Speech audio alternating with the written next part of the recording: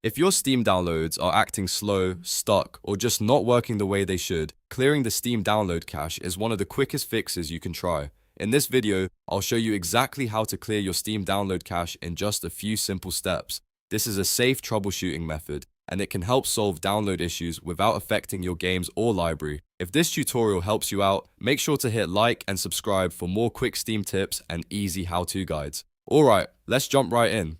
First, open the Steam desktop client on your computer. Make sure you're signed into the account you want to troubleshoot because the cache will be cleared for that Steam installation. Once Steam is open, look to the top left corner of the window and click Steam. This opens the main drop-down menu with your account and settings options. From that menu, select Settings. If you're on a Mac, the menu layout may look a little different, but you should still be able to find the settings area the same way. After the settings window opens, look at the sidebar on the left and click on Downloads. This is where Steam keeps all the download related options, including your download region, bandwidth settings, and cache controls. Now, scroll all the way down to the bottom of the page and locate the Clear Download Cache button. This is the option you want if Steam is having trouble downloading updates, games, or content properly. When you click it, Steam will show a warning pop-up to confirm that you want to continue. Go ahead and click Confirm. Steam will now clear the temporary download files stored in the cache. After that, Steam will automatically restart, which is completely normal.